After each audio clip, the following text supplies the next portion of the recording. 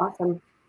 Bonjour, good afternoon, good evening, everyone, depending on where you join us from. I'm Sylvie. I'm the co-founder of Beautyq, and my other co-founder, Beautyq's other co-founder, is Sonia, and you may have seen her on some videos with her beautiful curly hair and everything else. So we're saying hi. And tonight we have the pleasure to welcome Erin Wiley, who's here with us from Toledo, Ohio. Hi, Erin. Hello. So tonight is actually the first episode of a series of 4 that Erin called "Overcoming the Toll of the Pandemic," because as we know, this is very much on point. We're all going through that pandemic more or less easily. If you are a member of Beauty Club member, and if you are among the first 5 to send us your email and sign up, you get a chance to have a one-on-one complimentary session of 30 minutes with Queen Erin at a date to be determined. Like I said, it's a series of 4. This is the first one. We need you to attend all 4. And at the end, we'll pick 5 lucky people who are going to have the opportunity to be on one-on-one session with Erin. So send us the email. I'm going to put it on screen later on, and you have to be a member, but that's for the nitty-gritty. So before we get started with our subject, I want to tell a few words about our guest, Erin, because she's amazing, and we're so excited to have her with us tonight. Erin is a licensed clinical psychotherapist and the founder and director of the Willow Center. It's a group family counseling practice in Toledo, Ohio, where she's from. And her clinical focus is marriage, family, parenting, and relationships. Erin is also a star because she serves as an on-air consultant for TV chains, and she's also been published in Newsweek. I mean, a ton of very different and very high-end magazines and publications. She also was the featured therapist on TLC's reality show Lost in Transition. So she's very, very involved, and she's very her ideas are very thoughtful. So thank you, Erin, for being here with us. One last thing I want to say about you, because I know you won't want to say it, is that in 2019, that's one of the many awards that she got, but her practice altogether won the best counseling practice in Toledo. So she also has a podcast. We can also send you this information. And I really like the new podcast that she started. Really, really advise it to all of you, called Manage Your Shift with an F. But we get it. So a lot to talk about. Erin comes with a lot of experience. Every day she's seeing patients. Every day she's seeing people like us who have to go through this pandemic. So we're going to get started with our subject today, overcoming the toll of the pandemic. And the subject tonight is the physical health, how we can maintain or restore the physical health. And we're going to through a couple of sub-subjects, but the first one that is everybody's talking about is nutrition. What do you have to tell us about nutrition, Erin? Sure. Well, so tonight we're starting with your physical health, and your physical health really is one of the main building blocks to having healthy mental health, right? You have to be like eating healthy food and giving nutrition to your body, not just eating empty calories, especially carbs, right? So mostly what I have to say about nutrition from a mental health perspective is there are some real specific things that you can be consuming that are great for your mental health.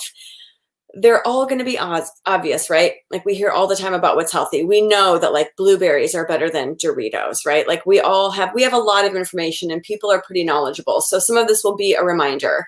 But what I usually encourage people to do when I give a talk like this is to consider developing a self-care plan so that by the end of our talk today, you actually have actionable steps, things you can do. So my suggestion when it comes to nutrition is that you choose one thing to add and one thing to take away. And I'm going to give you a whole bunch of ideas, and then you can pick one that you think works for you. So obviously hydrating the body is important, drinking water. I'm a big fan of filling up a real big bottle of water and keeping it on my nightstand nightstand. And when I wake up in the morning, I chug the whole thing. And then while I get ready for work, I drink another. So I consume a lot of water early in the morning. You also can consider, if you are a breakfast eater, some people fast through breakfast, which is an okay choice too. But if you're someone who's going to eat breakfast, I feel like cooking something ahead of time, like I will make a big batch of steel cut oats with fruit and keep it in my fridge, and then I can just scoop it out, add some walnuts and chia seeds, and it's like a super healthy, dense nutrition, fiber-filled breakfast with fruit, and tons of antioxidants. You can do the same thing if you eat eggs and put a whole bunch of vegetables in there and just cook a big batch and have it so every morning you can just scoop it out. Simple things like that. I really do think planning ahead for food is important. So I think we need to think about, what are you currently consuming, and is there something you can add to it that would be healthy for you, and something you could take away that's pretty garbagey. Everyone's got their vice, right? Mine is sugar. And so I'm always trying to find ways to avoid drinking. For me, soda pop. I really love Pepsi. Actually what I do is I make my own lemonade and I water it down. So I put lemon juice and sugar and water. It's a cleaner sweet drink and it doesn't have as many chemicals in it. So that's one way that I am able to still kind of get what I want, but make it a healthier version. So think about what you're eating during the day, and consider where you can eliminate sugar, where you can eliminate excess of anything you consume too much of. If you're someone who drinks a lot of soda or a lot of coffee, is that a place that you can cut back? Considering how many fruits and vegetables you're getting in your diet. Most of us don't get enough vegetables. I had a nutritionist recently tell me we should be consuming 2 to 3 servings of vegetables for every fruit, because fruit's so much more, has so much more sugar in it. And I know most people are not doing that. So that might be one to add to your list, is adding a serving or 2 of green vegetables. Green leafy vegetables have folate in them, and methylfolate is a building block of serotonin, which is one of the key neurotransmitters in the brain that helps you feel well. When I say well, I don't mean happy. It doesn't make you joyful. It makes you feel well, not sad. So it keeps you above the line of depression. So consuming some green leafy vegetables can be really helpful, and green leafy vegetables in combination with healthy fats. My favorite way to do that is to buy kale and baby spinach in large packs, and then I parse them out into multiple containers to make salads for the week. I can chop up a carrot, an onion, an apple. You can put some mushrooms, tomatoes, chia seeds, all sorts of great stuff, walnuts on all of those salads. And then I make my own salad dressing with pure olive oil. So it's not garbagey, crappy, store stabilized shelf oils that are bad for your body.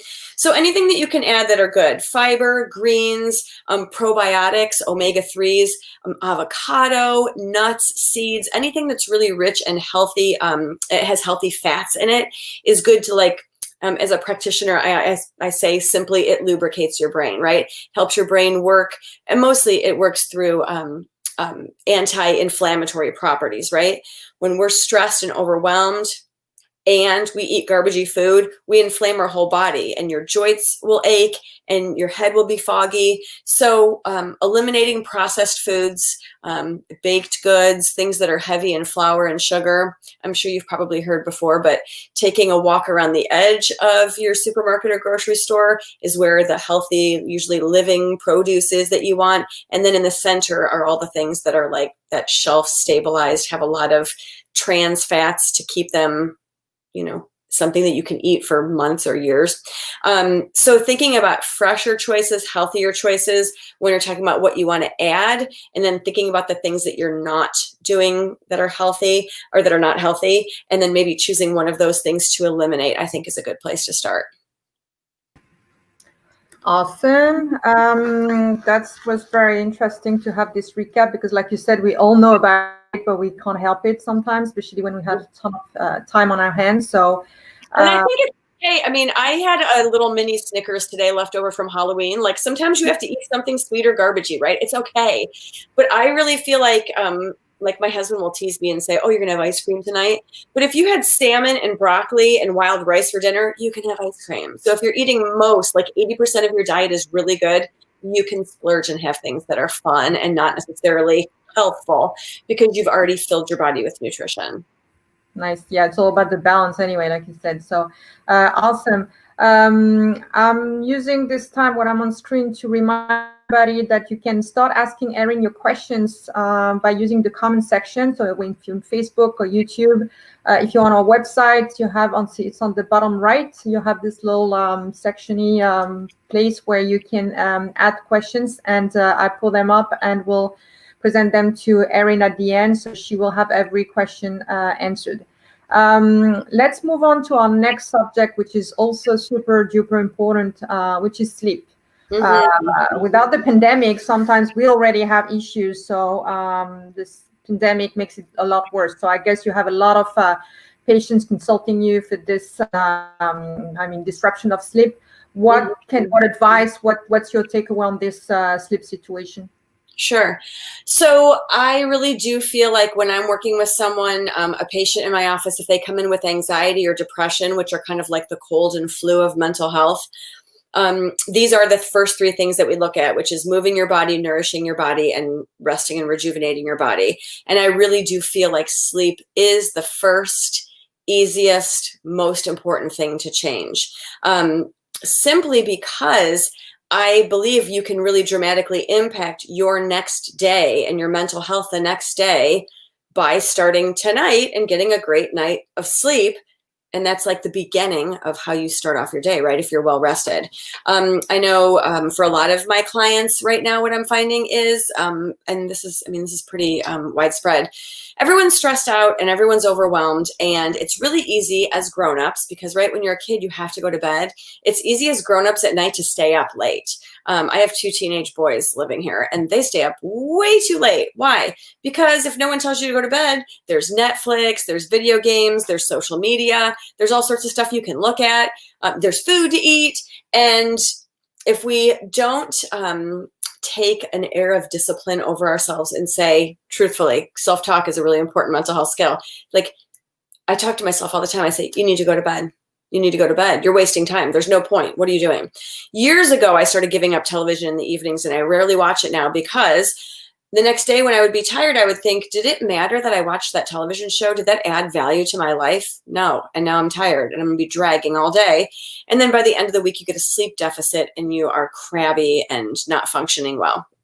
So things that can help you with sleep. And I would say it's a similar situation where you can maybe try to take away a bad habit and add a good one to your list. So we want to get into a routine. It's great if your body can consistently anticipate when you're going to go to bed.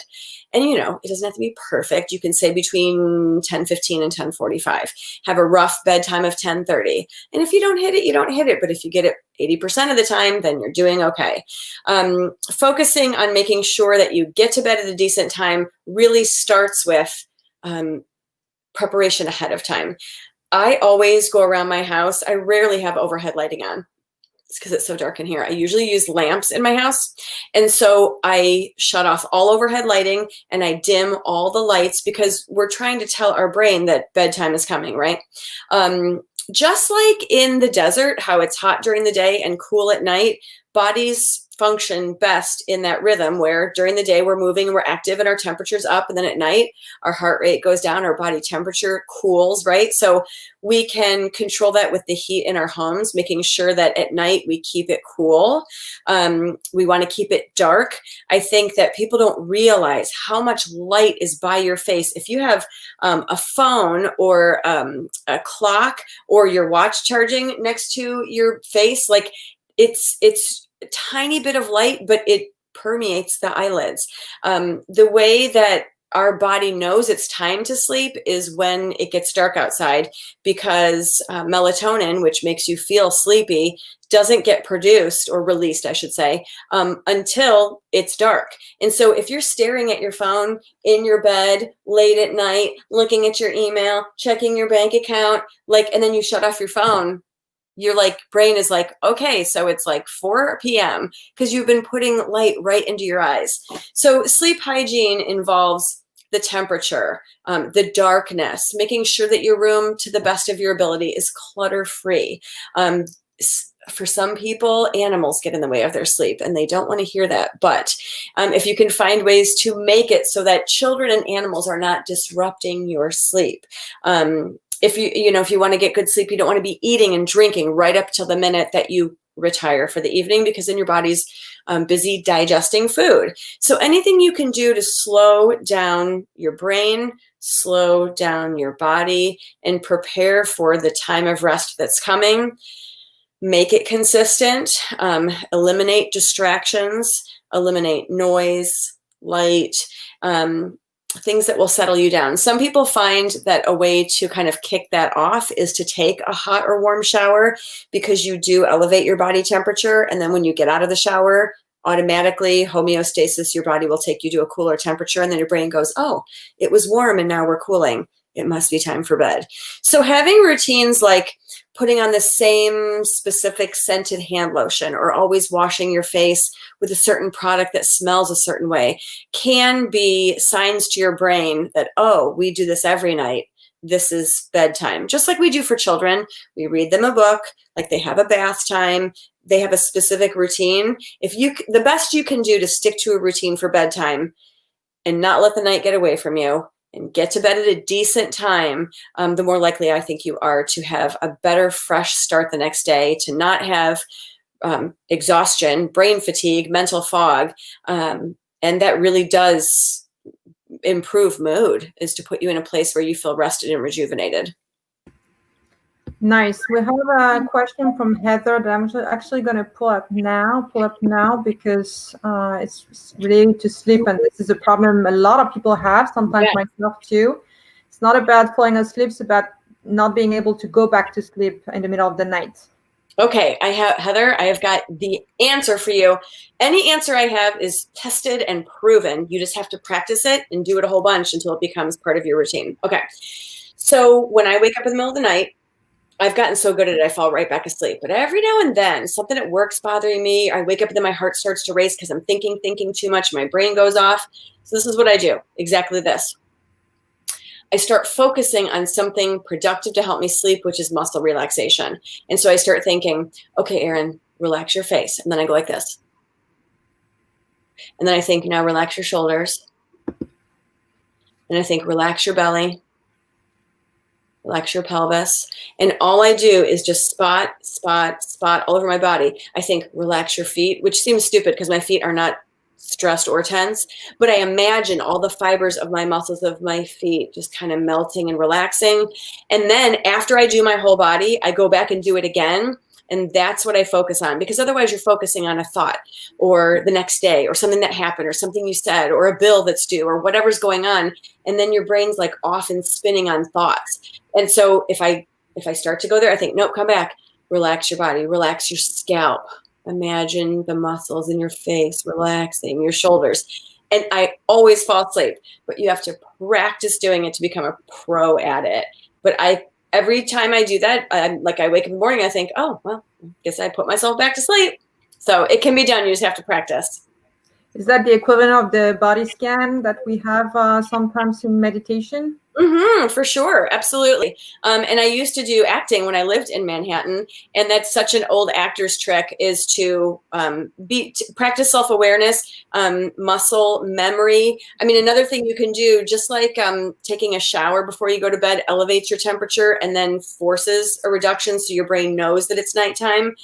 There's times I even do that where I squeeze my hands and then I release them. Squeeze them and release them. You could do it once, you could do it 3 times. Your shoulders, squeeze it and release it, because every time you do that, you force your body to relax more than it was before, and you're letting go of stress and tension.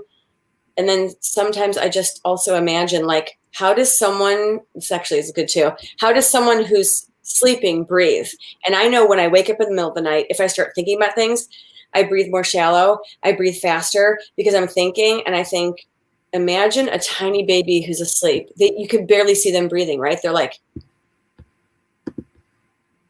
so I think breathe like that. Small, shallow breaths that are really slow and calm. And you'll put yourself to sleep. Okay, so Heather said thank you. So Heather, let us know in a week from now. We're going to be with Erin again if this works for you. This seems to be easy enough, and I'm going to try it myself. We have a question from Tracy, but if you don't mind, she said, any tips for those of us who just can't seem to stick to routines well? Before I'm pulling it up, I would like Tracy, possibly if you could tell us more what type of routine, so we can keep going with the last part of the talk with Erin, and come back to your question. Is that about sleep? Is that about exercise? Is that about nutrition? Anything else?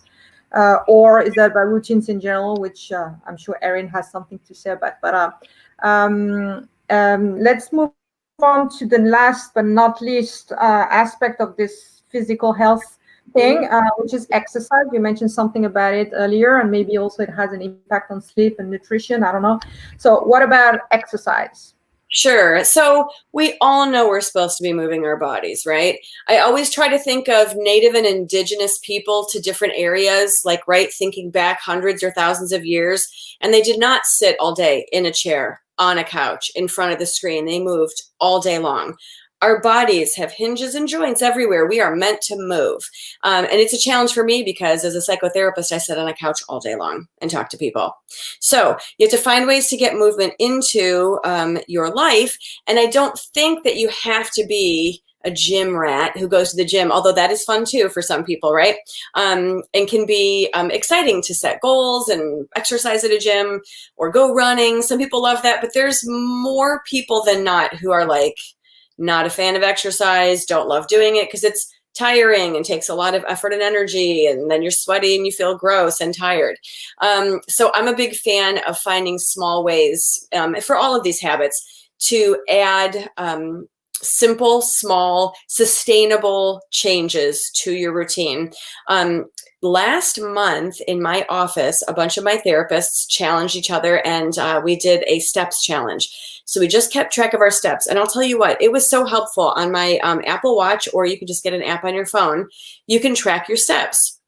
I really do think that there's something fun about setting a competition with friends where you can keep track of it. You can keep track of each other and see who is in the lead. You can set goals. Just walking. I really feel like walking is the key. In between sessions, I'll go run up and down a flight of stairs or go walk around the building. If the weather's nice, I'll go for a short walk, like for 2 or 3 minutes. I'm sure you've heard of, if you drive, like I know Manhattan's a little bit different. When I lived there, like no one has a car practically. I walked a lot more when I lived in New York City. But if you live like in the Midwest or somewhere where you're more reliant on a car, today I went to a doctor's appointment and I parked as far away as I possibly could, even though it's like 38 degrees outside.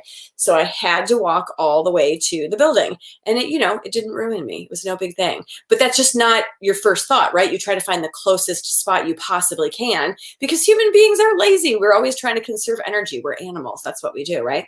So finding small ways to add exercise. I'm also a big fan wherever you work, like you only need a few square feet and a set of hand weights that you can buy like at any local store to do squats and lunges. And then, I don't know, I always say with your arms, like your arms go this way, your arms go this way, your arms go this way, your arms go this way. Like you can do all sorts of arm exercises with just a couple dumbbells in your office and really get like just simple, small bursts of energy. 5 minutes of moving your body can make the difference. It helps your digestive system.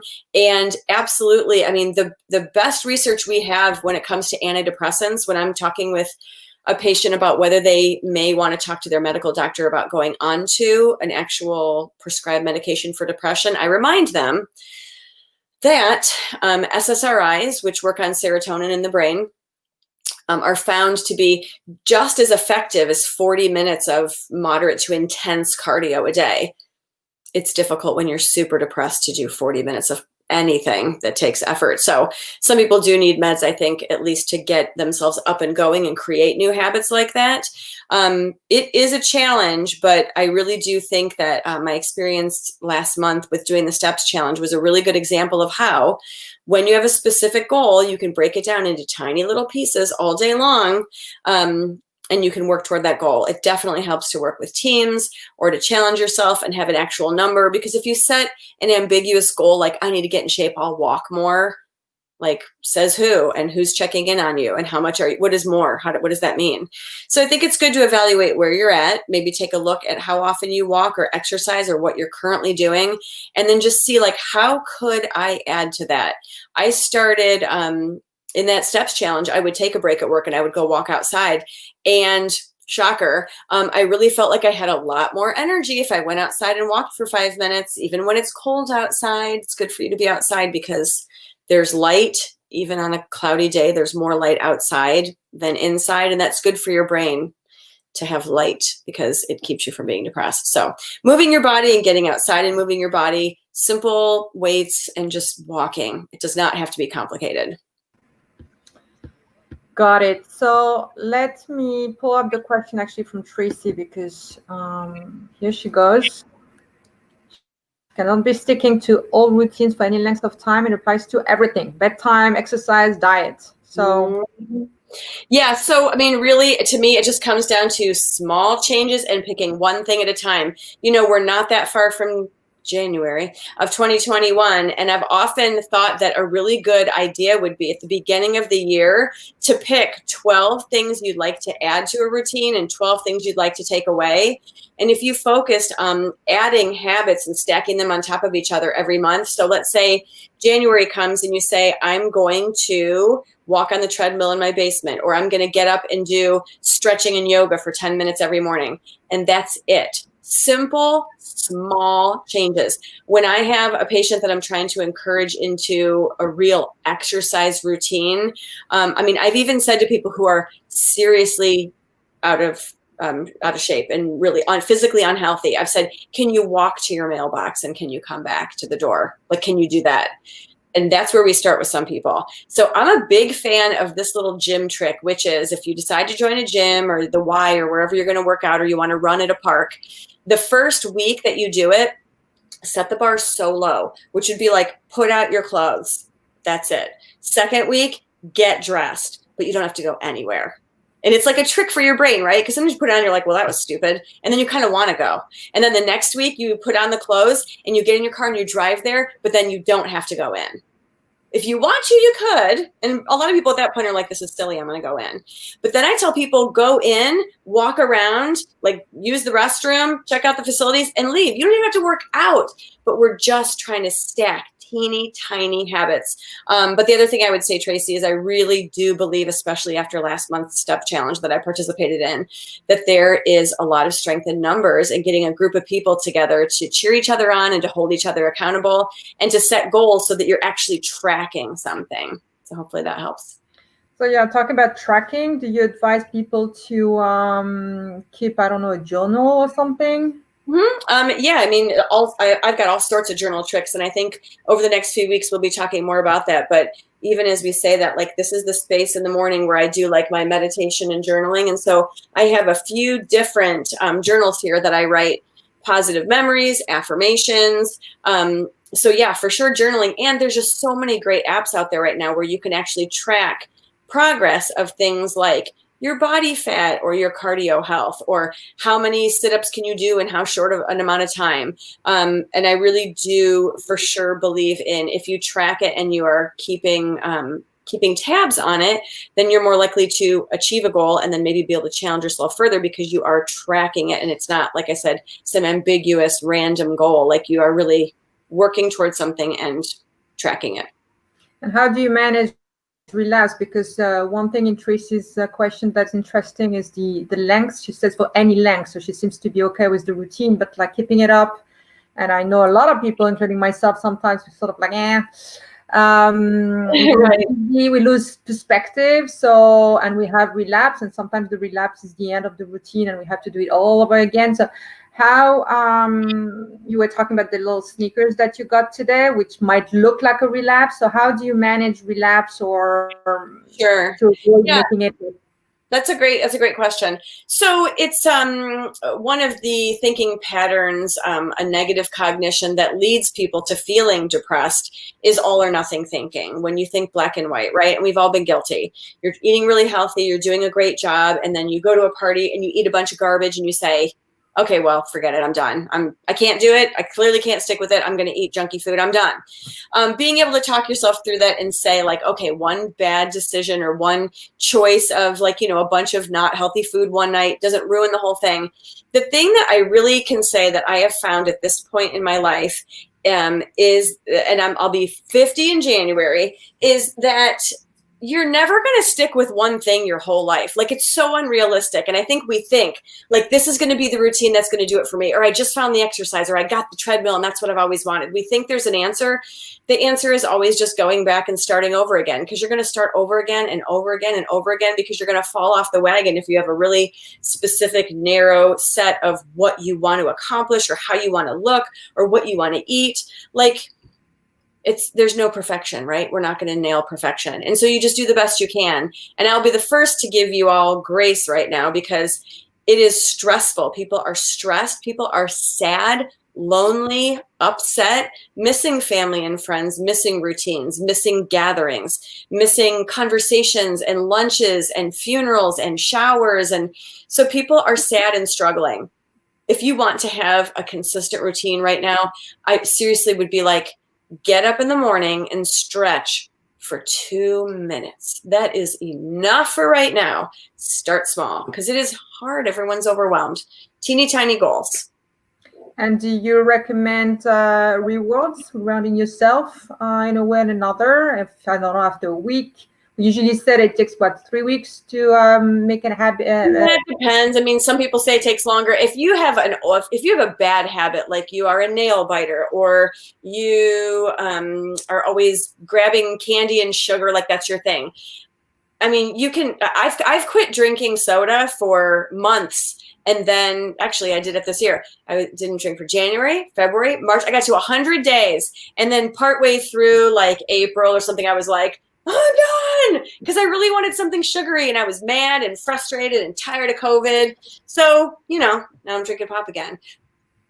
Instead of beating myself up and making it like it was a failure, like it is what it is. You're a human. You're allowed to eat foods that aren't amazing for you. No one's going to make it out of this alive, right? Like, we're all going to die at some point. So you have to enjoy some of those fun things. And if you spend your life beating yourself up for not being on an exercise routine or not having perfect nutrition, you're only hurting yourself and making your life more miserable. To me, it's about the balance. And when I say balance, I love the 80-20 split. As long as you're being healthful 80% of the time, 20% of the time, you can blow off your workout, or you can skip a couple weeks and go, all right, I got to get back into it. But that is a really good point. It's a mind game.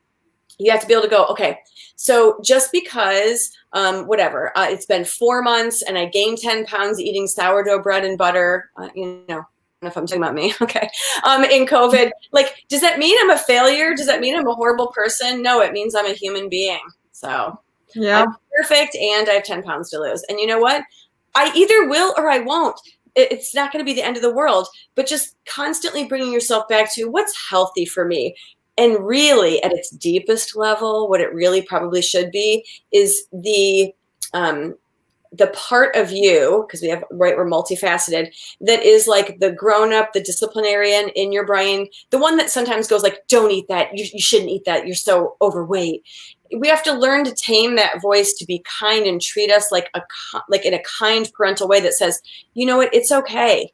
You're still valuable even though you're 10 pounds overweight, or you're still valuable even though you haven't worked out in a year. It's okay. But what would be a good place to start? What would be something small and healthy you can do, right? Like, we got to learn gentle self-talk, because when we beat ourselves up, then we feel like garbage, and then we don't like how we feel, so we look for things to feel better, like wine and chocolate, and just got to learn to talk nice to ourselves. Good. Yes, I think those are very wise words. One thing you said at the beginning, and you said it a few times, a good place to start actually is, like you said, is identifying one thing, whether it's the nutrition, sleep habits, or exercise. One thing that we don't like to take away, and one thing to add. So I think if you could maybe elaborate on this as a sort of like homework, sure, for people listening. Sure. So I'll throw a bunch of ideas out there. So if we're talking about nutrition, you could be like, I'm not going to eat sugared cereal anymore. I'm going to switch to steel cut oats and fruit. Or I'm going to fast through breakfast and not eat or not drink a gigantic coffee full of sugar. And instead, I will drink 2 big flasks of water.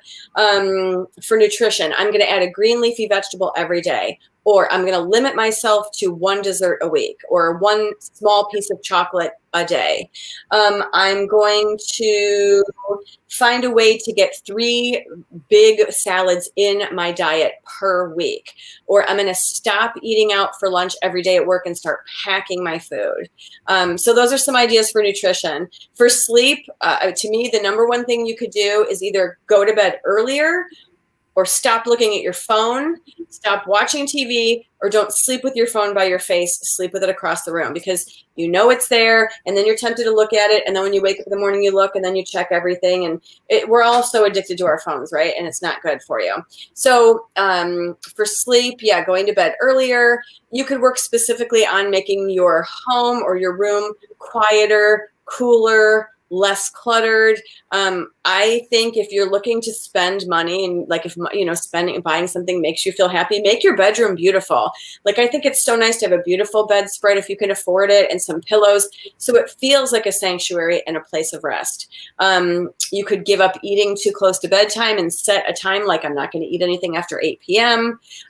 You could set a specific bedtime and say I will always be in bed by 11, which means I start my bedtime routine at 10:15.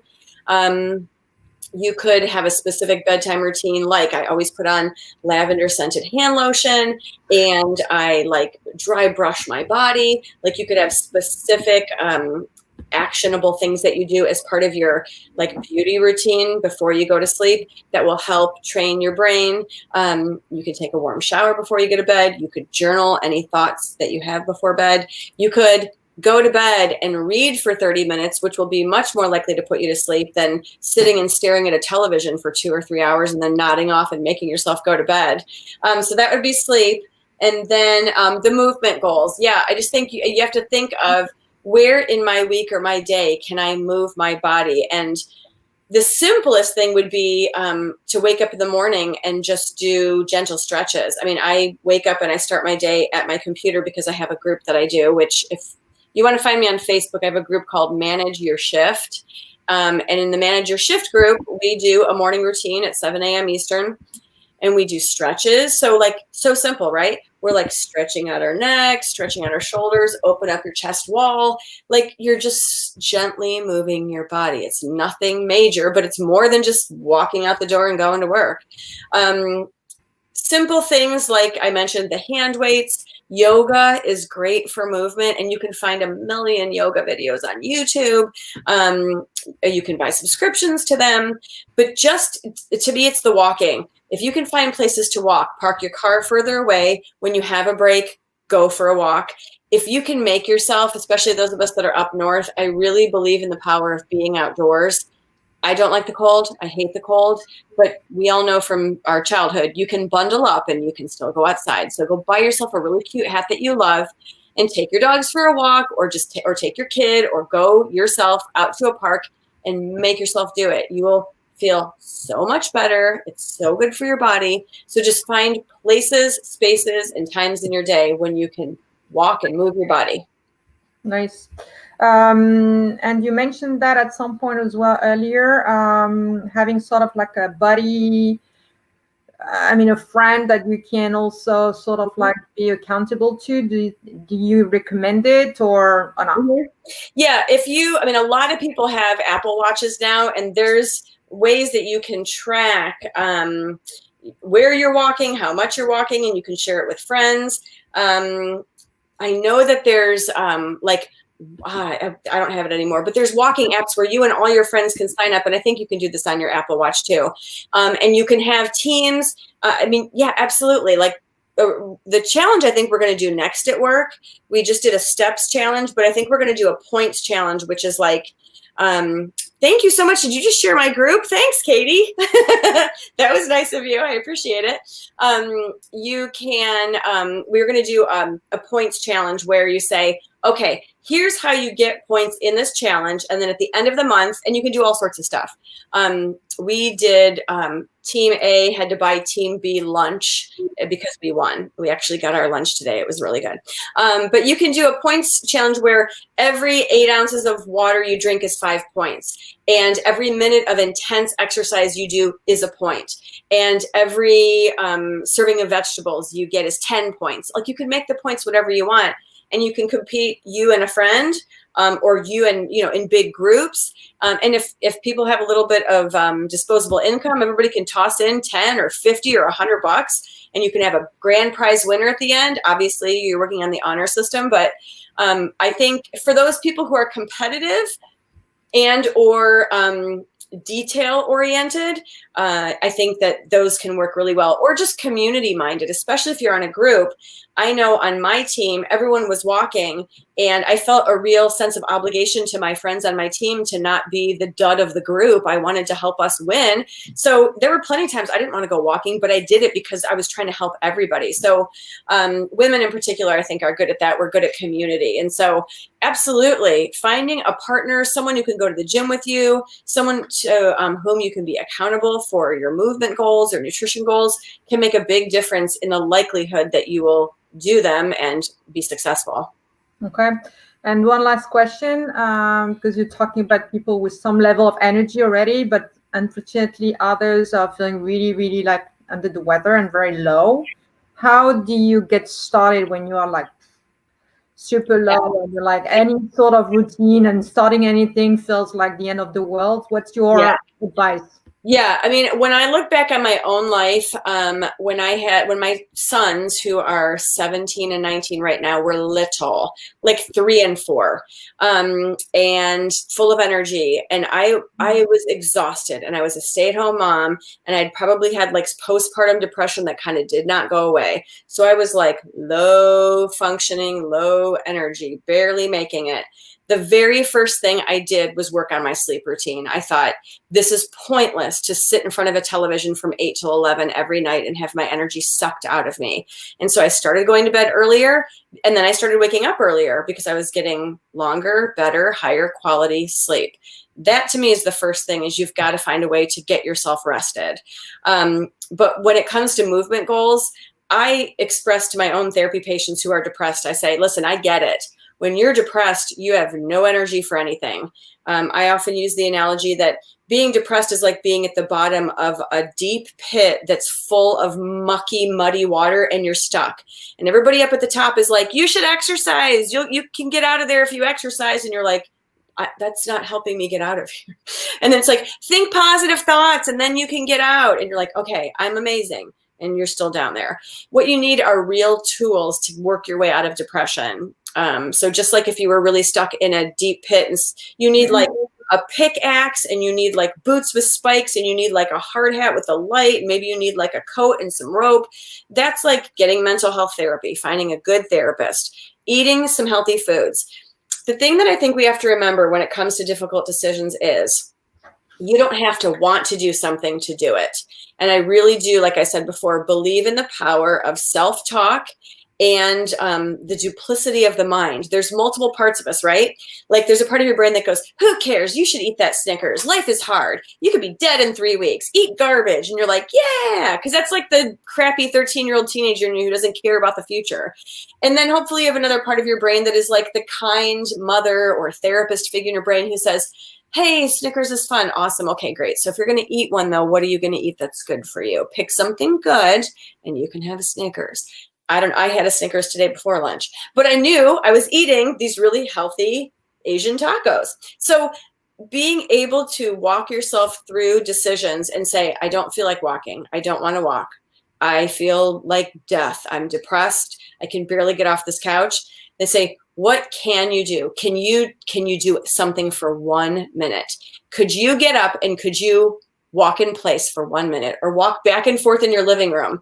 You do not need a big space. You can literally walk right where you're standing. But I do think if you're struggling so much that is difficult, you definitely should be looking for a therapist to talk to. And even though most of us are full and very busy, there are still therapists out there, and many, if not all are doing telehealth now, so you can have a one-on-one conversation with someone like this every week, and they can help you be on top of your goals and help you find ways personally to create a plan that's going to help you be more mentally and physically healthy. Yeah. Thank you for this. And Katie was not here, I guess, when we addressed this question from Heather about, see, it seems to be a constant thing, but going back to sleep. So if you don't mind repeating your trick. Sure. Yeah, I mean, basically to me, it's, if your brain is thinking about stuff like bills or the shopping trip or whatever thing you have to do at work tomorrow, I find this with myself. Your body starts to tense. All your muscles are tense. Your brain is rolling. Your heart rate starts to go. And so what we have to be focusing on is the opposite, which is calming ourselves down. There actually is some really good research right now that, just like I was mentioning before, taking a hot shower elevates your temperature, and then your body naturally will put it back to its normal set point, sometimes even lower, right, as it tries to maintain a balance. There's something about when we feel panicky, people always want to tell us like, okay, well, calm down, take slow breaths, calm down. And you're so wound up, it's hard to do. Sometimes what works is getting yourself even more frantic, because your own body will calm you down. It's natural. It's what it will do.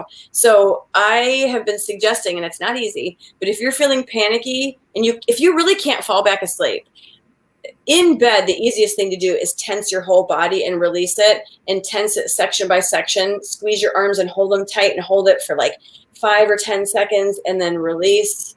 And if you keep focusing on relaxing all your muscles, I always come back to my face. I will bring myself close, because when I'm thinking, this is what my face looks like, even if I'm laying in bed and I think, Erin, relax your face. And I go,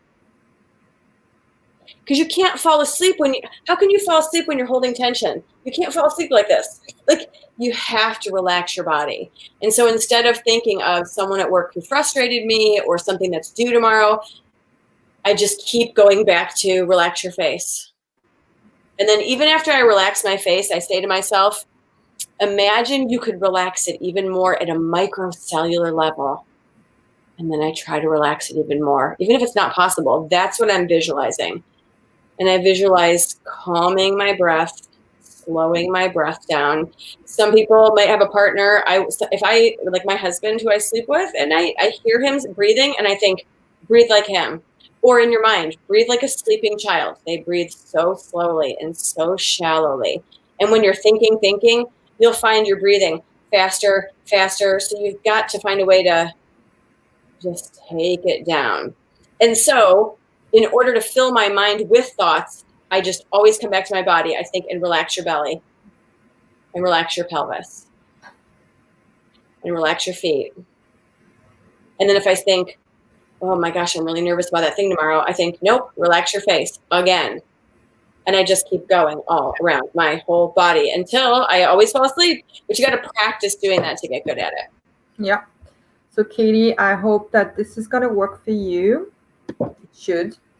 And I think we're coming to the end of this amazingly interesting session. So I want to remind you guys a few things.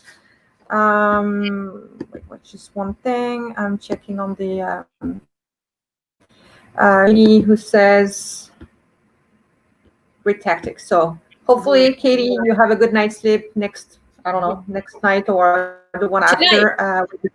Tonight, tomorrow and the days after. Let us know. Let me remind you guys a few things. So you heard Erin. And this is just a tiny little bit of everything she can do for you. And obviously, this is a group talk, so you can imagine the efficacy of being one-on-one with her for half an hour.